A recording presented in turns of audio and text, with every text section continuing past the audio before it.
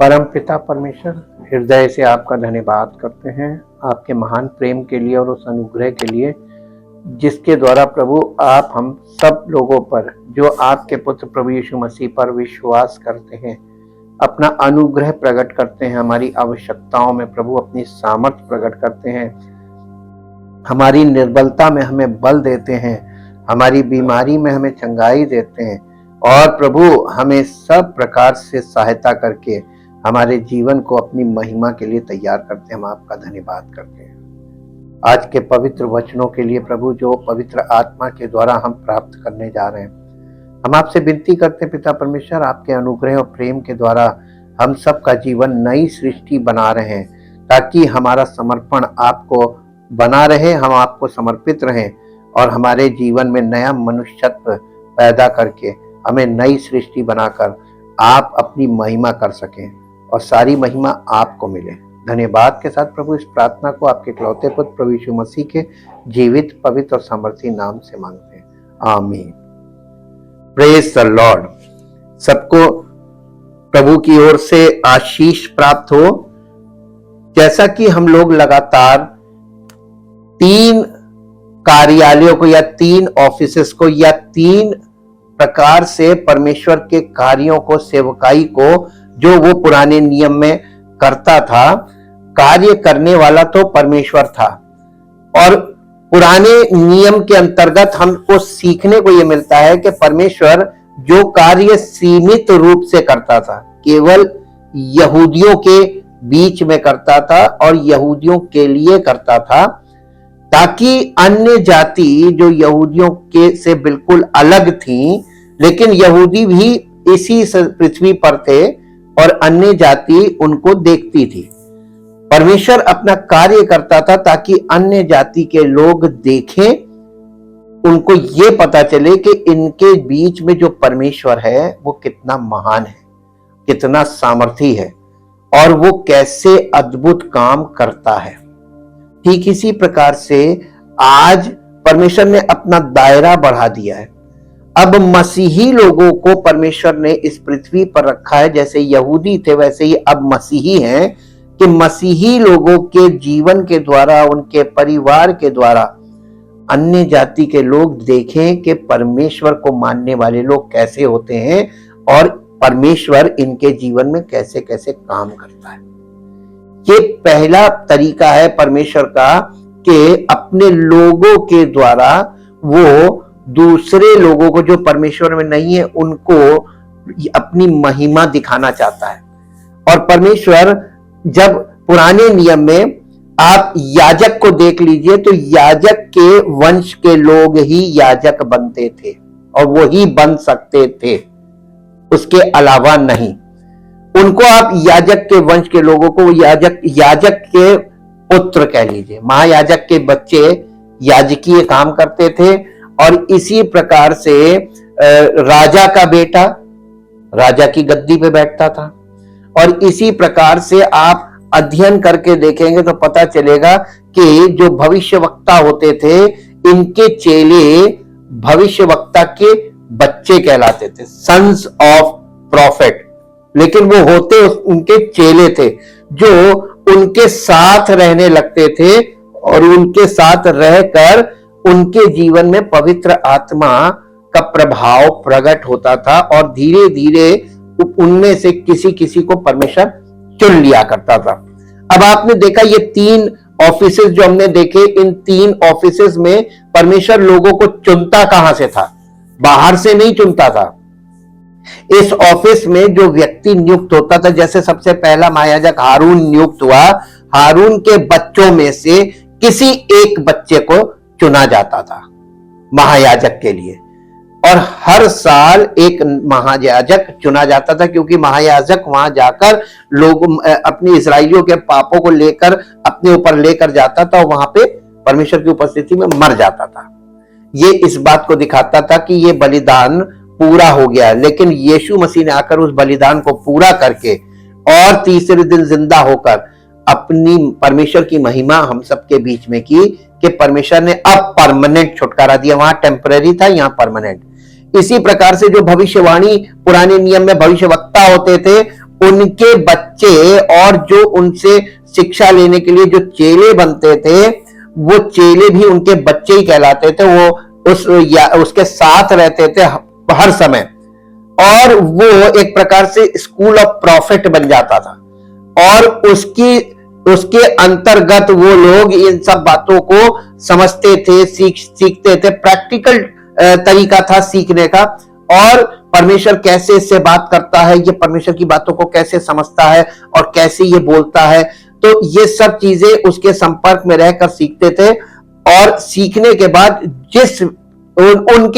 उसके चेलों में से या उसके बच्चों में से जिसे परमेश्वर चाहता था उसे चुन लिया करता था और अपना आत्मा का अभिषेक देकर उसके द्वारा कार्य करता था। यह था प्रोफेसी का विभाग। और फिर राजा का बच्चा गद्दी बैठता, लेकिन राजा के अगर 4 बच्चे हैं, परमेश्वर जिस बच्चे को चुनता था वही राजगद्दी पर बैठता था। तो आप ये देखिए कि सब तरफ से सब कुछ करने वाला कौन? चुनने वाला, नियुक्त करने वाला कौन? परमेश्वर।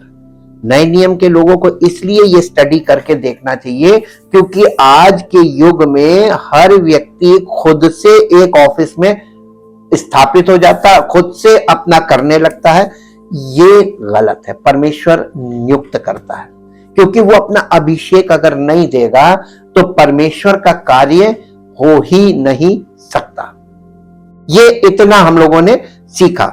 अब हमने बाइबल ये बताती है कि परमेश्वर ने सृष्टि के आरंभ से 3 लोग काम कर रहे हैं, पिता, पुत्र और, तो पिता और पुत्र का कार्य पवित्र आत्मा के द्वारा हो रहा है। तो पवित्र आत्मा केवल नए नियम में नहीं है। मेरे साथ एक पद निकालें ताकि हम इस विषय को पहले तय कर लें कि हमें इसका अध्ययन क्यों आवश्यक है, क्यों हमको पीछे जाकर यह अध्ययन करना चाहिए। यूहन्ना रचित सुसमाचार उसका 14 अध्याय चैप्टर 14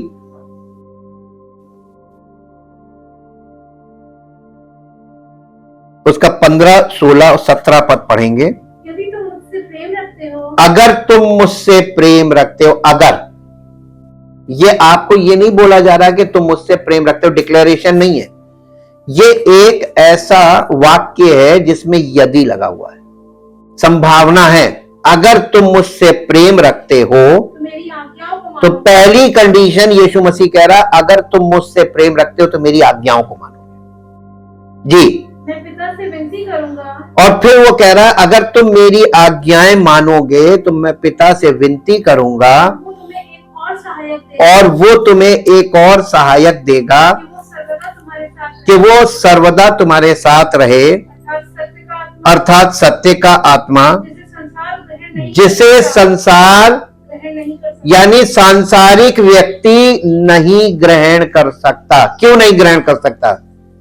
क्यों नहीं ग्रहण कर सकता? ग्रहण नहीं कर सकता क्योंकि वो ना उसे देखता है और ना उसे जानता है। तुम उसे जानते हो क्योंकि वो तुम्हारे साथ रहता है और वो तुम में होगा। यहाँ पर एक चीज है कि प्रेजेंट में वो तुम्हारे साथ रहता है और भविष्य में वो तुम्हारे अंदर होगा। अब आप बताइए, जिस समय यीशु मसीह बोल रहा था उस समय पवित्र आत्मा उंडेला नहीं गया था, पेंतेकुस्त से पहले नहीं उंडेला। तो उस समय उनके साथ था कौन? प्रभु यीशु मसीह।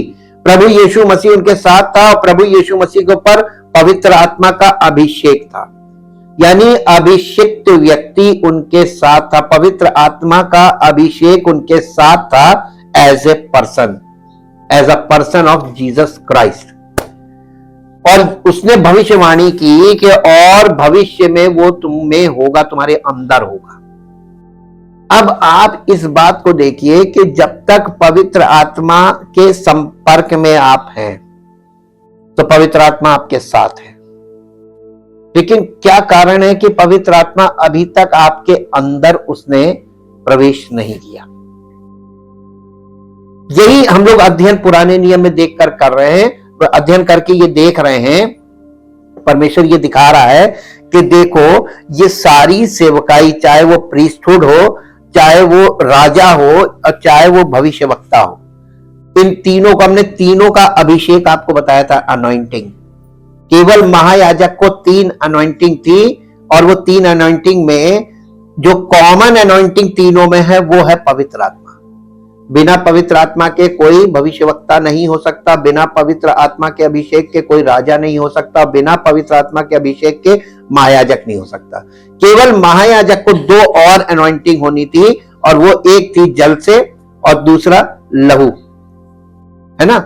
ये 3 अनॉइंटिंग महायाजक के लिए रखी गई थी, और बाकी इसमें कॉमन क्या चीज मिली आपको? पवित्र आत्मा। बिना पवित्र आत्मा के कोई सेवकाई के लिए यानी नियुक्त नहीं किया जा सकता। नियुक्त करने वाला, चुनने वाला कौन? परमेश्वर। तो आप परमेश्वर को, पिता पुत्र पवित्र आत्मा को आप यहां से देख सकते हैं, समझ सकते हैं पुराने नियम। परमेश्वर कितने आसान तरीके से पुराने नियम में अपने आप को प्रकट करता है और कार्यों के साथ प्रकट कर रहा है।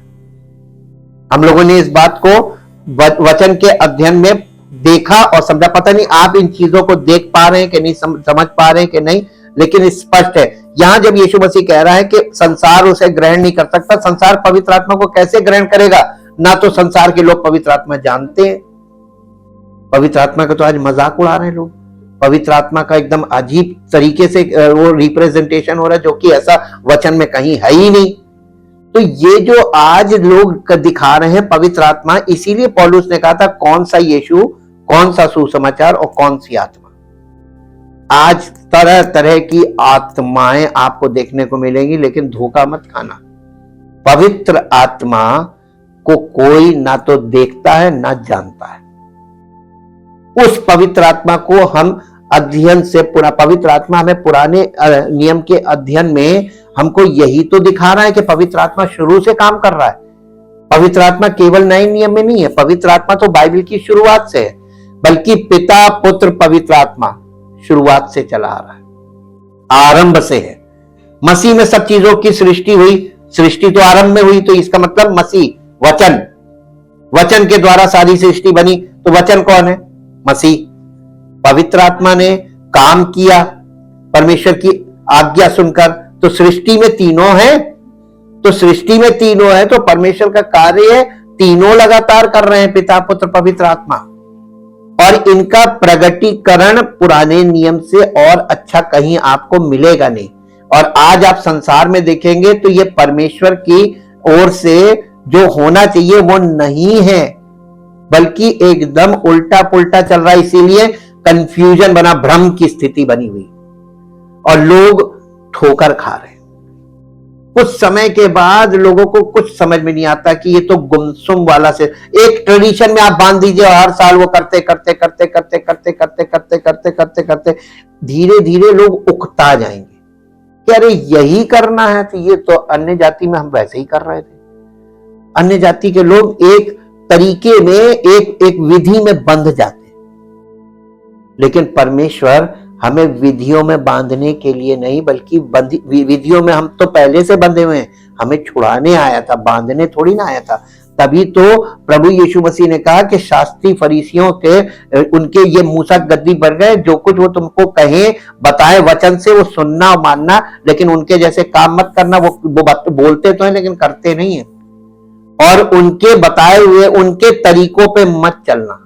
Do not follow the pattern, उनके पैटर्न को फॉलो मत करना। लेकिन आज आप देखिए सब जगह लोग पैटर्न को फॉलो कर रहे हैं, परमेश्वर की आज्ञाओं को, परमेश्वर की आत्मा की आवाज को कोई नहीं फॉलो कर रहा है। सब एक निश्चित पैटर्न को, एक ट्रेडिशन को फॉलो करने में लगे हुए। हमें क्या शिक्षा मिल रही है कि सब कुछ का करने वाला परमेश्वर, और परमेश्वर बिना पवित्र आत्मा के अभिषेक के किसी व्यक्ति को, परमेश्वर एक व्यक्ति को इस्तेमाल करता है, हम शुरू से बता रहे हैं, बिना व्यक्तियों के वो काम नहीं करेगा पृथ्वी पर। लेकिन उस व्यक्ति के जीवन में पवित्र आत्मा के अभिषेक के बिना वो व्यक्ति परमेश्वर के किसी काम का नहीं है।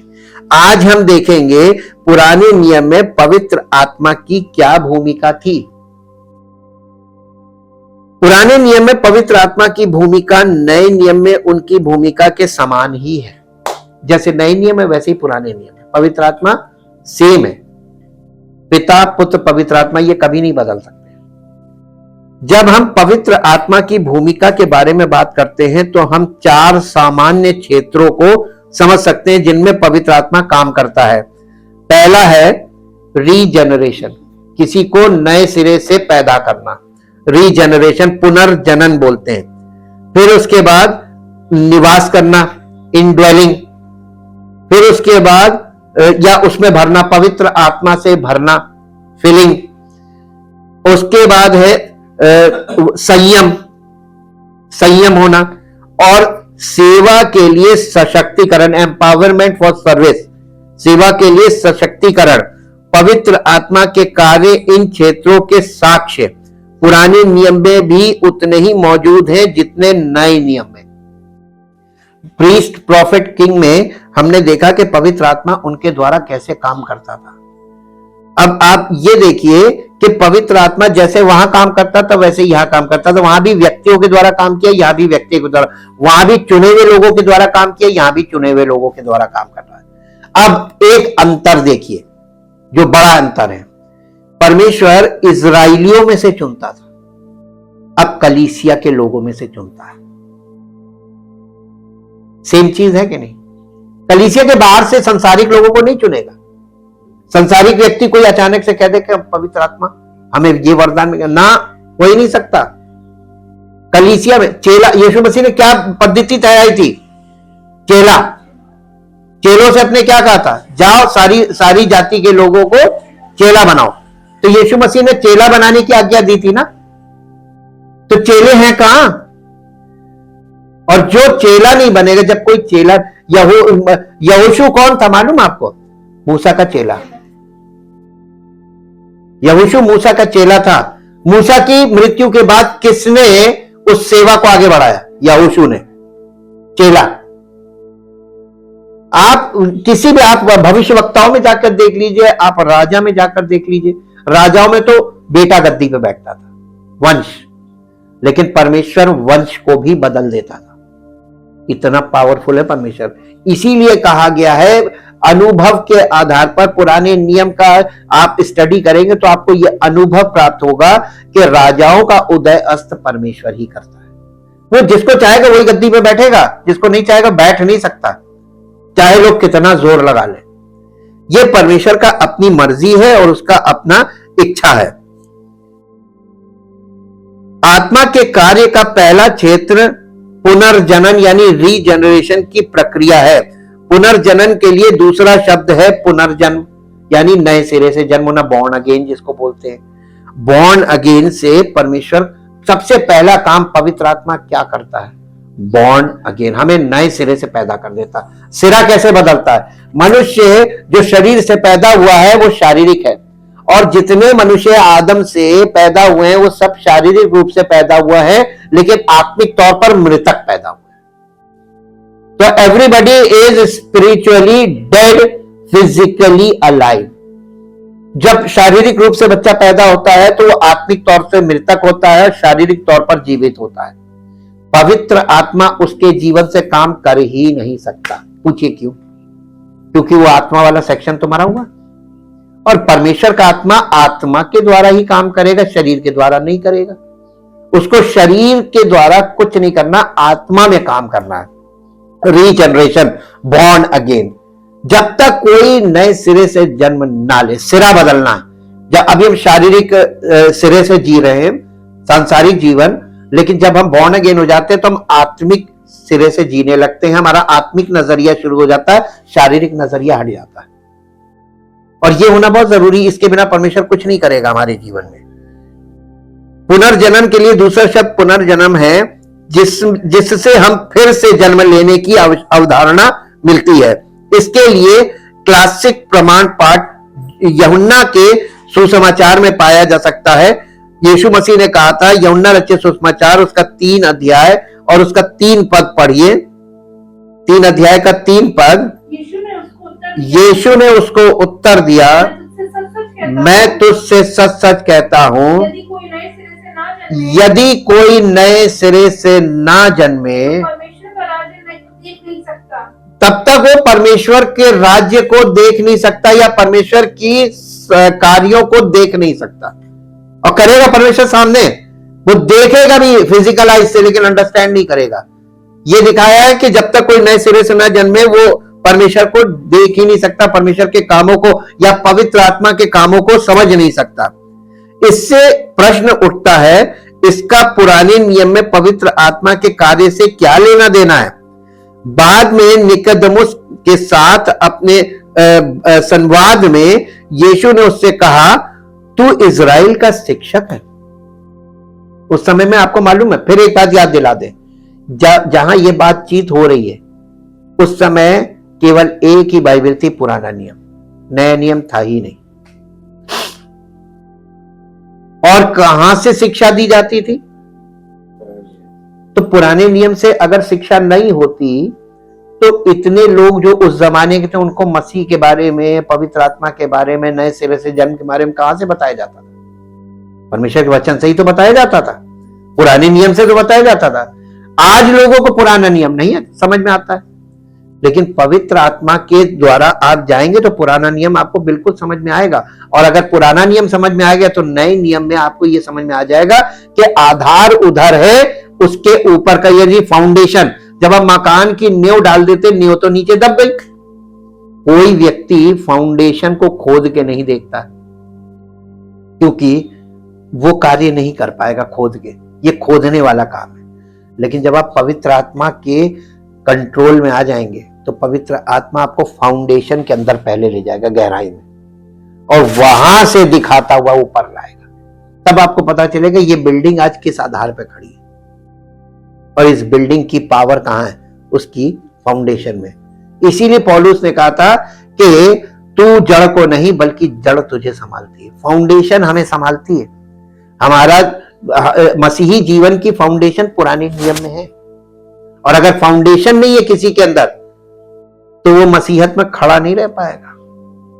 ऐसे ऐसे प्रश्न और ऐसी ऐसी दलीलें लोग देंगे कि आप जवाब नहीं दे पाएंगे। अगर फाउंडेशन होगी तभी आप टिक पाएंगे। इसलिए हम लोग इसको अध्ययन करके सीख रहे हैं, और इसलिए यहां पर उसने कहा, यीशु ने उससे कहा, तू इजराइल का शिक्षक है और तू क्या इन बातों को नहीं समझता? यीशु मसीह कहां से जवाब दे रहा है? पुराने नियम से ही तो जवाब दे रहा है। यूहन्ना रचित सुसमाचार 3 अध्याय उसका 10 पद, 3 अध्याय का 10 पद। ये सुनकर यीशु ने उससे कहा, तू इजराइलियों का गुरु होकर भी क्या इन बातों को नहीं समझता? इजराइलियों का गुरु था, टीचर, और उसे नहीं मालूम कि यीशु मसीह क्या कह रहा है। जी, मैं तुमसे सच सच कहता हूं कि हम जो जानते हैं वो कहते हैं, और जिसे हम ना देखें नहीं, और जिसे हम नहीं देखते ना देखें उसकी गवाही देते हैं। बिल्कुल सही बोला। क्या बोला? इंग्लिश में पढ़ते इसको। 3 अध्याय 10 पद है ना, यूहन्ना 3 अध्याय उसका 10 पद।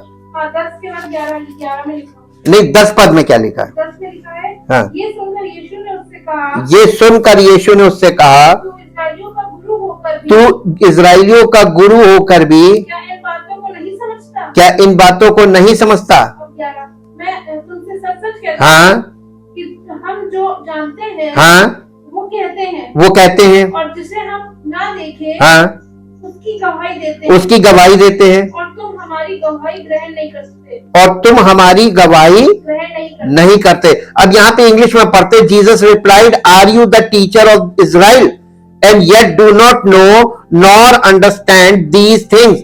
Are they strange to you? ये तुम्हारे लिए, जो यीशु मसीह बोल रहा, कह रहा मैं जो बोल रहा हूं तुम्हारे लिए अजनबी क्यों है? तुम क्यों चौंक क्यों रहे हो? कोई नई बात तो करी नहीं थी। लेकिन I assure you most solemnly, I tell you, we speak only of what we know absolutely what we are talking about. यीशु मसीह से ये कह रहा था, तुम वही बातों की चर्चा करते हो जो तुमको मालूम है, और जिसे तुम अच्छी तरीके से जानते हो, उन्हीं बातों की चर्चा करते हो। और इसके बाद वो कह रहा है, we have actually seen what we are testifying to, we were eyewitnesses of it, and still you do not receive our testimony. You reject and refuse our evidence, that of myself and of all those who are born of the Spirit. यीशु मसीह ये कह रहा है कि तुम जो जानकारी रखते हो वो बोलते हो, और मैं जो देखता हूं वो बोलता हूं। तो यीशु मसीह क्या देख रहा था? परमेश्वर के राज्य को देख रहा था। बिना बॉर्न अगेन के कोई व्यक्ति परमेश्वर का राज्य देख सकता? निकोदेमुस इजराइलियों का गुरु था, लेकिन बॉर्न अगेन नहीं था, इसलिए वो नहीं, यीशु मसीह की बातों क्यों नहीं समझ रहा था? क्योंकि यीशु मसीह देखकर बोल रहा था, और वो जानकारी से जो उसने पढ़ा था, जो समझा था, वो बोल रहा था। आज के प्रचारक, मसीही प्रचारक, जो उनके अंदर फीड कर दिया गया है, कंप्यूटर में आप चीज डेटा फीड कर दीजिए, आप कंप्यूटर में वही डेटा मिलेगा आपको 10 साल, उसका आउटडेटेड हो जाएगा, फिर भी वही डेटा मिलेगा। क्यों? क्योंकि लिविंग थिंग तो है नहीं, जो आपने भर दिया वो भर दिया। आजकल के जो सेवक हैं वो कंप्यूटर के समान है, उनके अंदर जो ट्रेनिंग के द्वारा भर दिया गया, बस उनको वही आता है। यीशु मसीह ने लेवल बढ़ा दिया। यीशु मसीह ने कहा तू इजराइलियों का गुरु है, तुझे नहीं समझ में आ रहा मैं क्या बोल रहा हूं? और यीशु मसीह देखकर बोल रहा था, क्योंकि वो बॉर्न अगेन था। वो तो परमेश्वर की आत्मा के द्वारा उत्पन्न हुआ था, और वो तो हमको बॉर्न अगेन की सामर्थ्य देने वाला था। यीशु मसीह एक नया आदम था, नए सिरे से जन्मा आदम था, पुराने आदम के समान नहीं था। 2 ही आदम बाइबल में, एक पहला आदम और एक अंतिम आदम या सेकंड एडम। यीशु मसीह कौन सा आदम है? सेकंड एडम या लास्ट एडम बोल दीजिए, उसके बाद कोई नहीं है।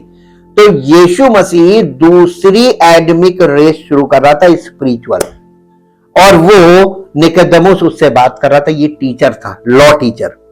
अब यीशु मसीह ने उसको ये जवाब दिया, और ये बात, ये पद आपको कभी समझ में आएंगे नहीं, आप पढ़ भी लेंगे तो।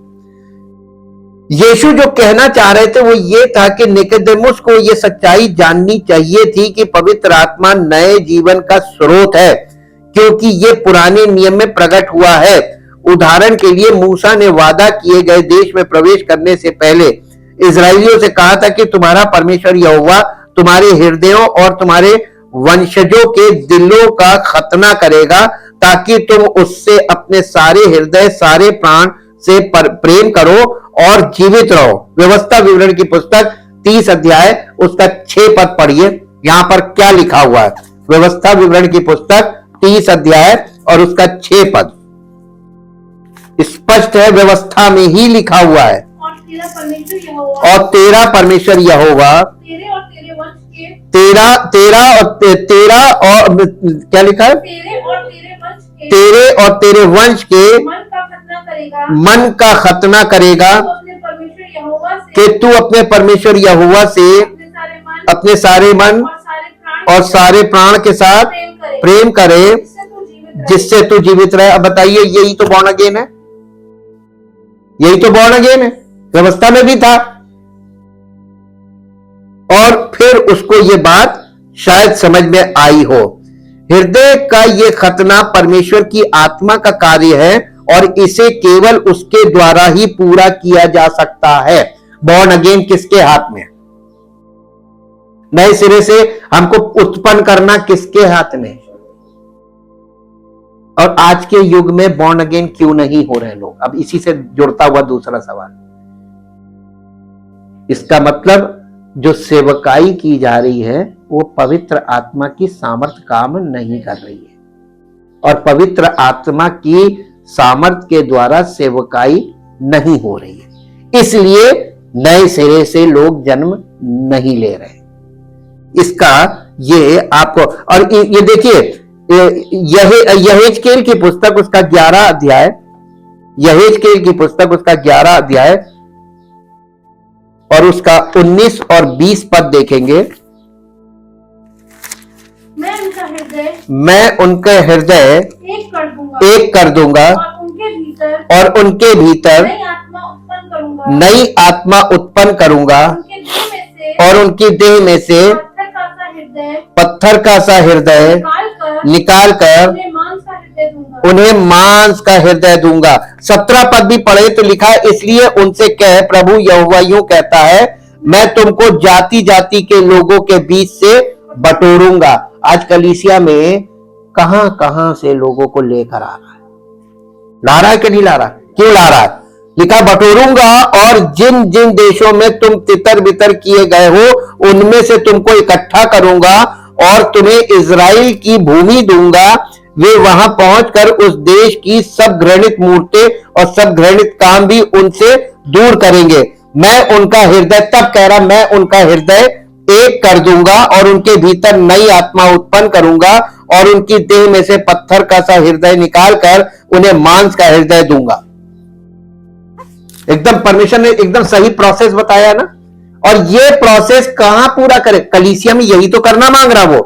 और एक और निकाल लीजिए हेजकेल का 36 चैप्टर, 36 अध्याय, उसका 26 से पढ़िए, 26, 27। या फिर वही चीज, मैं तुमको नया मन दूंगा और तुम्हारे भीतर नई आत्मा उत्पन्न करूंगा और तुम्हारी देह में से पत्थर का हृदय निकालकर तुमको मांस का हृदय दूंगा। मैं आत्मा तुम्हारे भीतर देकर ऐसा करूंगा कि तुम मेरी विधियों पर चलोगे और मेरे नियमों को मानकर उनके अनुसार करोगे। देखिए, जब तक परमेश्वर आपको अपने लिए, पहले आप उसके परिवार के नहीं होंगे, फिर पुराने नियम में जाइए। अगर प्रीस्टहुड था, उनके महायाजक के बच्चे ही तो अंदर जा सकते थे, सेवा कर सकते थे, बस उनकी लिमिट थी, एक लिमिट तक जा सकते थे।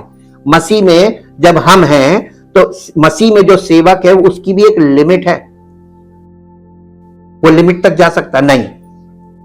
मसीह में एक नया रास्ता है, उस रास्ते से हम सीधे परमेश्वर की उपस्थिति में जाते हैं। ये फर्क आ गया।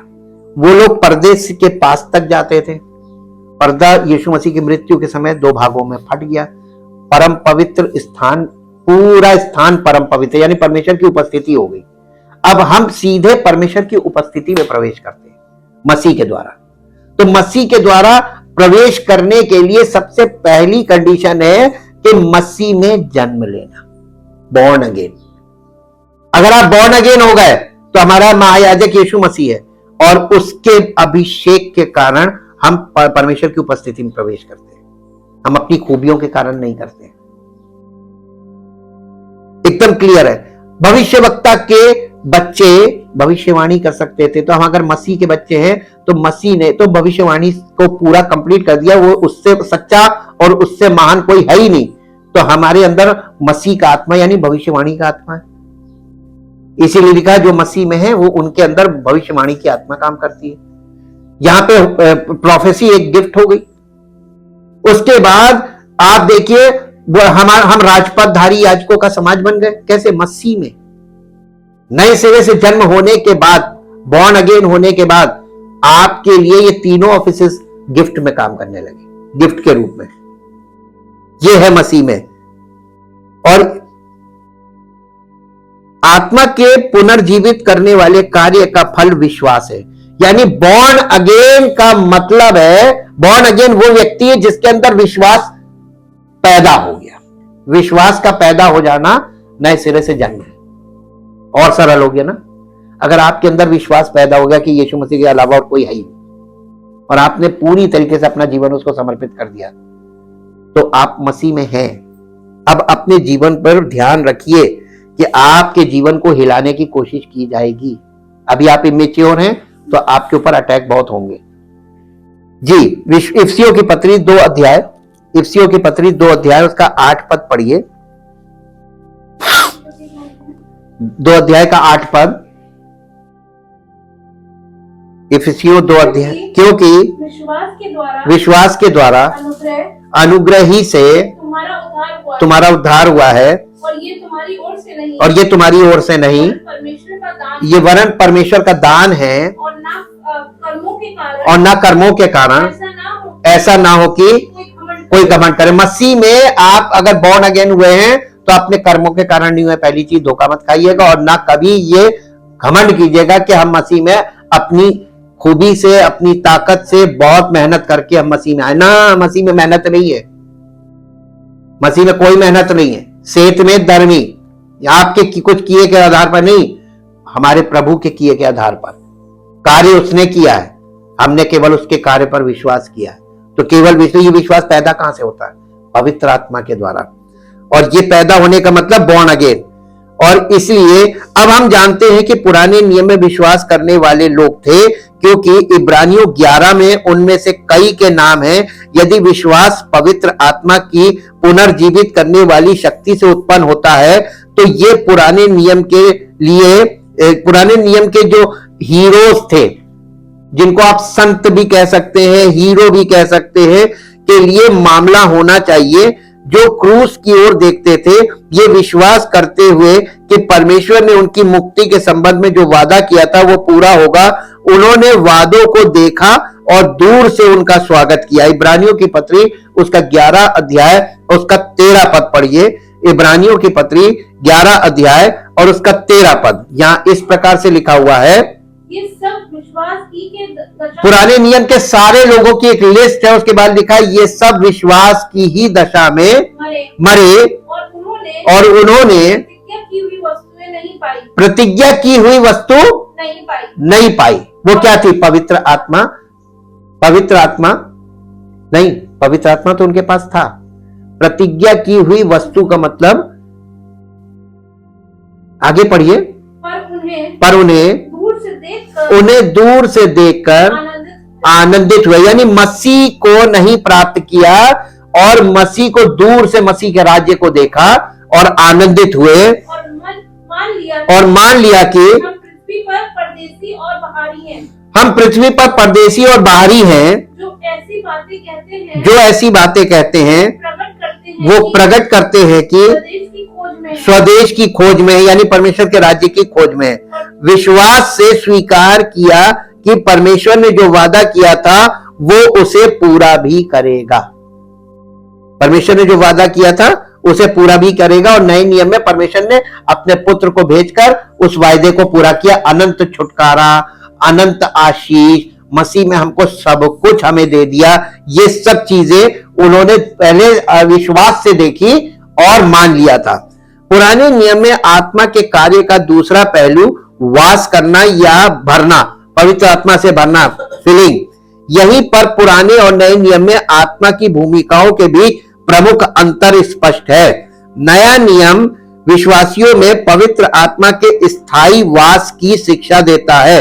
पहला कुरिन्थियों 3 अध्याय उसका 16 और 17 पद पढ़ेंगे।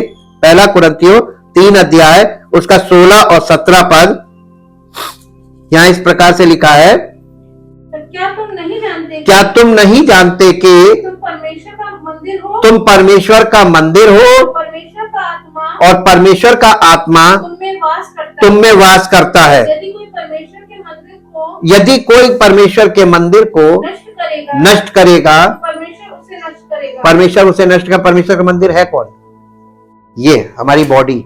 इस बॉडी को कितने लोग आज नष्ट कर रहे हैं अपनी मर्जी में, इसको प्रयोग करके, परमेश्वर की इच्छा के विरोध में काम करके इसको नष्ट कर रहे हैं। एक और पद पढ़ दीजिए, पहला कुरिन्थियों 6 अध्याय उसका 19 और 20।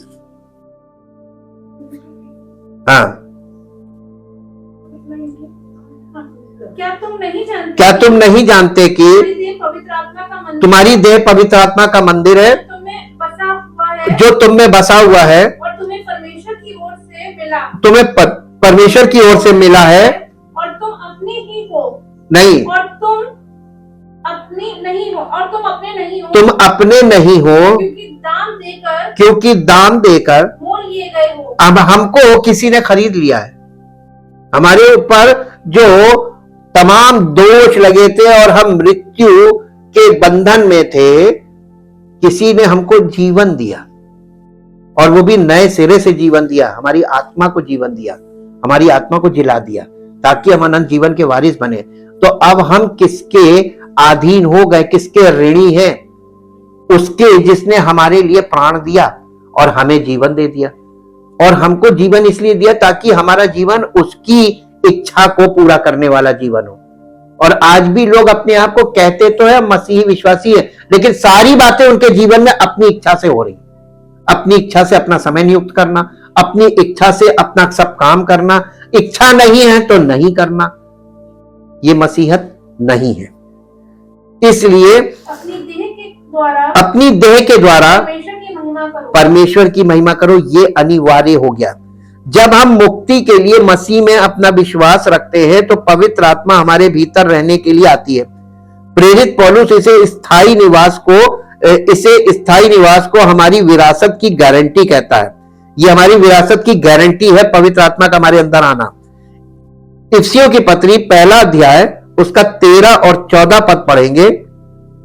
इफिसियों की पत्री और उसी में तुम पर भी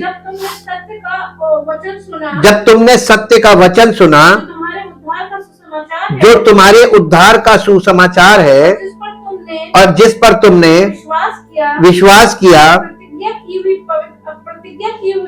प्रतिज्ञा किए हुए पवित्र आत्मा की छाप लगी, वो उसके मोल लिए हुए के छुटकारे के लिए हमारी मीरास का बयाना है, यानी डाउन पेमेंट। सरल भाषा में समझिए, जब आप कोई मकान पसंद कर लेते हैं और मोहर लगा देते कि हमें चाहिए, डन करते हैं, तो एक टोकन मनी देते हैं, बयाना। पवित्र आत्मा के रूप में हमको बयाना, परमेश्वर हमारे जीवन में जब बयाना देता है, इसका मतलब पवित्र आत्मा का एक अंश हमारे जीवन में आता है, पूरी तरीके से नहीं, एक अंश आता है। और वो अंश हमेशा इस यानी डील डन होने तक, जब तक हम पूरी तरीके से मसीह में परिपक्व नहीं हुए तब तक। और जैसे ही हम परिपक्व हो जाएंगे, पवित्र आत्मा के फल आ जाएंगे, अब तो हम उसके हो गए, पूरा फुल पेमेंट हो गया। ये इस बात को दिखाया गया। नए नियम में इस कार्य के विपरीत पुराने नियम में वास चयनात्मक और अस्थायी था। पुराने नियम में परमेश्वर का आत्मा चुनकर लोगों के अंदर वास करने आता था, पहली बार वास अंदर करता था, पहली बार, इसलिए वो सेवकाई कर पाते थे, चाहे वो प्रॉफिट हो, चाहे वो प्रीस्ट हो और चाहे वो किंग हो। अभिषेक उनके जीवन में आता था, लेकिन चुने हुए लोगों के जीवन में आता था, जिसे परमेश्वर चुनता था। दूसरी बात, वो टेम्पररी होता था, परमानेंटली नहीं होता था। नए नियम में वो परमानेंटली है, परमानेंटली आपके अंदर रहेगा। पुराने नियम में परमानेंट नहीं रहता था, और इसीलिए जो अंतर, यहीं पे अंतर है थोड़ा। और यहोशू के लिए हम देखेंगे गिनती की पुस्तक 27 अध्याय 18 पद। गिनती की पुस्तक 27 अध्याय 18 पद। यहोवा ने मूसा से कहा, तू नून के पुत्र यहोशू को लेकर उस पर हाथ रख। वो ऐसा पुरुष है जिसमें मेरा आत्मा बसा है। देखिए, चुने हुए यहोशू को चुना परमेश्वर ने मूसा के बाद, तो इसके बाद यानी हमारे बाद सेवा में कौन खड़ा होगा, ये परमेश्वर खुद चुनता है। आजकल क्या है, हम हटने से पहले सक्सेशन बना रहे कि हमारा बेटा आ जाए या हमारा कोई परिवार का, है ना, भाई भतीजावाद। ये देख लीजिए आप, परमेश्वर लेकिन ऐसा नहीं करता। अब एक और पद देख लीजिए दाऊद के विषय में, 1 शमूएल 16 अध्याय, 1 शमूएल 16 अध्याय और उसका 12 और 13 पद। तब वो उसे बुलाकर भीतर ले आया।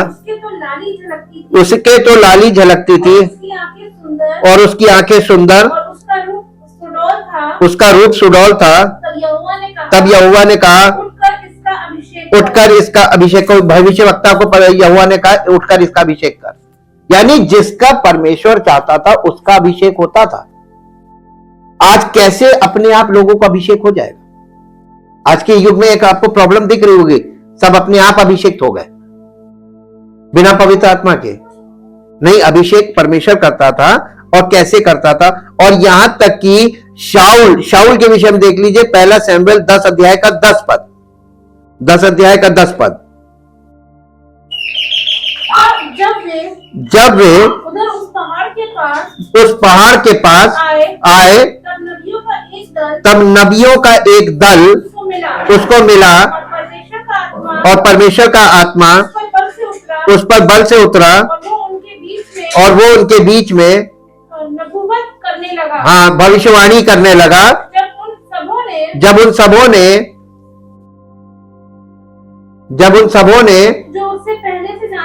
जो उसे पहले से जानते थे ये देखा कि नबियों के बीच में नबूवत कर रहा है, वो नबियों के बीच में नबूवत कर रहा है, तब आपसे मैं कहने लगा, हाँ, कीशा के पुत्र कीश के पुत्र को ये क्या हुआ है? कीश के पुत्र को, यानी ये इसके ऊपर जब पवित्र आत्मा का अभिषेक हुआ राजा के लिए, तो ये भविष्यवाणी करने लगा। नबियों का दल मिला, उनके बीच में भविष्यवाणी करने लगा। पर पवित्र आत्मा के द्वारा इसके जीवन से एक गिफ्ट काम करने लगी और लोग कहने लगे ये क्या हुआ इसके बेटे को। जब पवित्र आत्मा आपके जीवन में आएगा, आप नई सृष्टि बनेंगे और आपको देखकर लोग चकित होंगे, ये क्या करने लगा, ये कैसे करने लगा। यहां पे हमने देखा जैसे पुराने नियम के लोगों पर आत्मा आया, न्यायियों की पुस्तक में हम आत्मा को उन विभिन्न न्यायाधीशों पर आते देखते हैं जिन्हें परमेश्वर ने इजराइल को उनके उत्पीड़कों को से छुड़ाने के लिए खड़ा किया था। पवित्र आत्मा विशिष्ट कार्यों के लिए इन व्यक्तियों पर आया। वास करना उस व्यक्ति पर ईश्वर की कृपा का संकेत था दाऊद के मामले में, और यदि ईश्वर की कृपा किसी व्यक्ति पर चली गई तो आत्मा चली गई। जैसे ही परमेश्वर का अनुग्रह हटता था तो वो आत्मा चला जाता था। पुराने नियम में जैसे शाऊल के ऊपर से आत्मा हट गया था और एक दुष्ट आत्मा आके काम करने लगा था, और यदि ईश्वर की कृपा किसी व्यक्ति पर से चली गई तो आत्मा चली गई। उदाहरण के लिए शाऊल, और इसके बाद अंत में किसी व्यक्ति पर आत्मा का आना हमेशा उस व्यक्ति की आध्यात्मिक स्थिति का संकेत नहीं देता है। उदाहरण के लिए शाऊल, सैमसन और कई न्यायाधीश ये आध्यात्मिक नहीं थे, ये रिलीजियस नहीं थे, लेकिन परमेश्वर का आत्मा आया क्योंकि न्याय का काम कर रहे थे।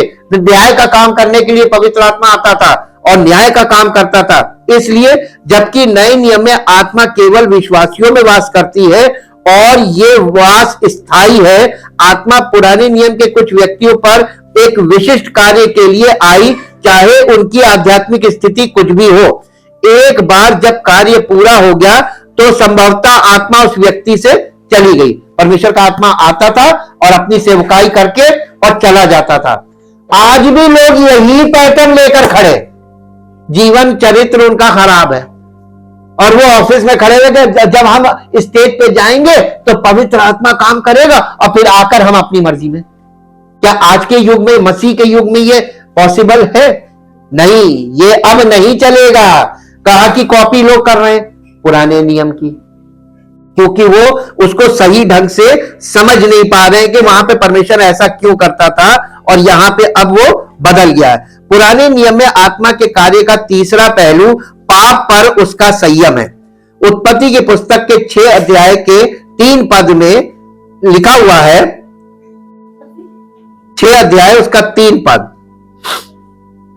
उत्पत्ति 6 अध्याय का 3 पद। तब यहोवा ने कहा मेरा आत्मा मनुष्य से सदा लौ विवाद करता ना रहेगा, मनुष्य से सदा लो विवाद करता ना रहेगा, क्योंकि मनुष्य शरीर ही है। आयु 120 उसकी बस यहां पर देखिए 120 साल का होगा। शारीरिक मनुष्य का जीवन 120 साल जो आज घट के उसका एज एवरेज कम हो गया, लेकिन आत्मिक मनुष्य का जीवन अनंत जीवन, अनंत जीवन। आप कौन सा जीवन जीना पसंद करेंगे? शारीरिक तो आप जी रहे हैं, जो कुछ समय बाद खत्म हो जाएगा, क्षणिक है।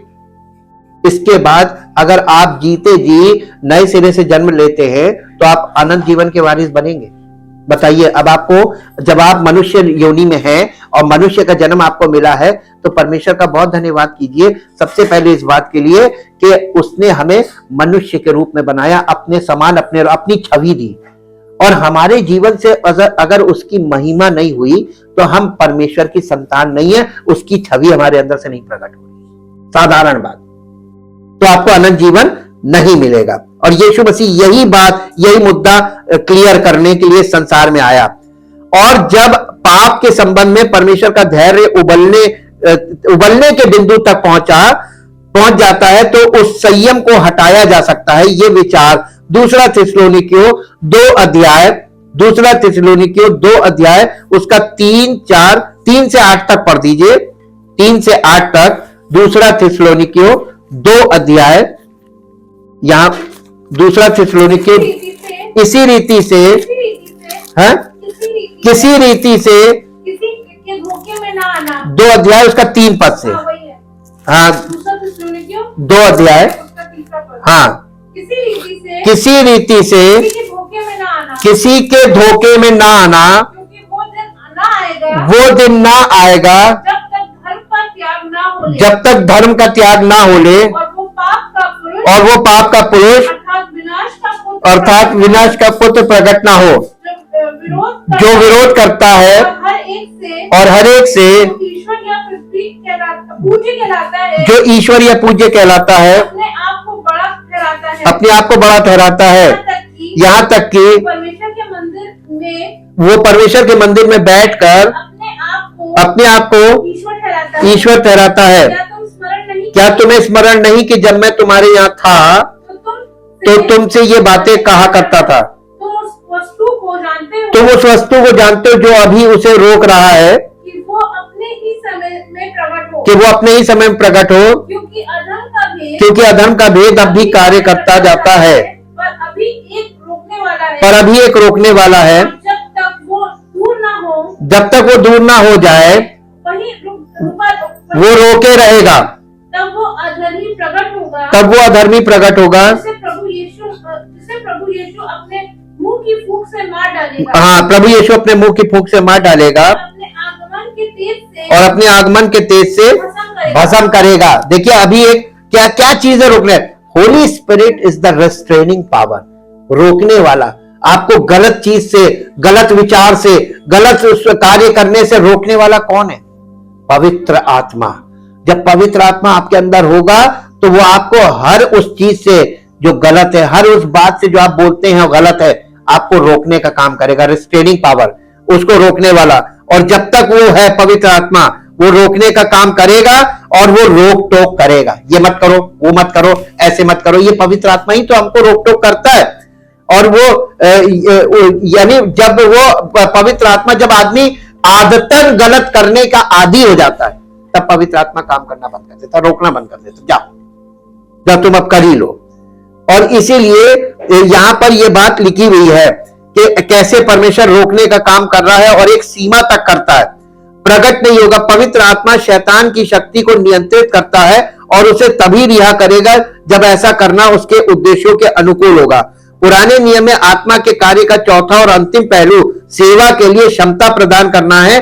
जिस तरह से नए नियम में आध्यात्मिक उपहार संचालित होते हैं, उसी तरह आत्मा कुछ व्यक्तियों को सेवा के लिए उपहार देगा। और निर्गमन में जैसे 31 अध्याय के 2 पद से 5 पद के भी परमेश्वर ने नाम लेकर बसलेल को बुलाया।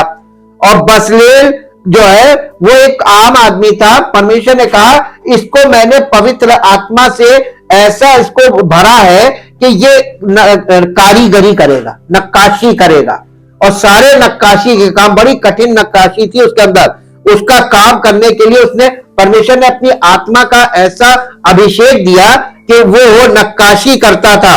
और ये काम, ये निर्गमन 31 अध्याय के 2 से 5 में लिखा हुआ, पढ़ लीजिएगा। और ये हम इस चीज को देखते हैं कि परमेश्वर उदाहरण पर विचार करे, जिसे मिलाप वाले तंबू से संबंधित अधिकांश कलाकृतियां बनाने का उपहार दिया गया था। इसके अलावा ऊपर चर्चा की गई पवित्र आत्मा के चयनात्मक और अस्थायी आवास को याद करते हुए हम देखते हैं कि इन व्यक्तियों को कुछ कार्य करने के लिए उपहार दिया गया था, जैसे कि इजराइल के लोगों को, जैसे शाऊल और दाऊद पर शासन करना। हम सृष्टि में आत्मा की भूमिका का भी उल्लेख कर सकते हैं, जैसे उत्पत्ति के पहले अध्याय के 2 पद में लिखा है, आत्मा के जल के ऊपर मंडराने और सृष्टि के कार्य की देखरेख करने की बात करता है। इसी प्रकार आत्मा नई सृष्टि के कार्य के लिए जिम्मेदार है। 2 कुरिन्थियों 5 अध्याय के 17 पद में लिखा हुआ है, जो कोई मसीह में है वो नई सृष्टि है। किसने किया? पवित्र आत्मा ने किया, क्योंकि वो लोगों को पुनर्जनन के माध्यम से परमेश्वर के राज्य में ला रहा है। पवित्र आत्मा लोगों को परमेश्वर के राज्य में ला रहा है, उनको नए सिरे से जन्म देकर। कुल मिलाकर आत्मा पुराने नियम के समय में वही कार्य करता है जो इस वर्तमान युग में करता है। मुख्य अंतर अब विश्वासियों में आत्मा का स्थायी वास है, जैसा कि यीशु ने आत्मा की सेवकाई में इस परिवर्तन के बारे में कहा, परंतु तुम उसे जानते हो क्योंकि वो तुम्हारे साथ रहता है, वो तुम्हारे अंदर होगा। जब तक आप पवित्र आत्मा के साथ रहना सीख नहीं लेंगे, तब तक वो आपके अंदर नहीं है। Thank you, thank you, thank you Lord. परमपिता परमेश्वर, हम आपका बहुत धन्यवाद करते हैं इस परम सत्य के लिए जो पवित्र आत्मा के विषय में हमने आज जाना और समझा है। चाहते प्रभु विश्वासियों के जीवन में अद्भुत आश्चर्य कर्म प्रकट हो आपकी सामर्थ के द्वारा, और सब विश्वास करने वालों का जीवन नई सृष्टि बनकर आपकी महिमा का कारण हो, और सारी महिमा आपको मिले। प्रभु यीशु मसीह के जीवित और पवित्र नाम से मांगते हैं, आमीन। Praise the Lord.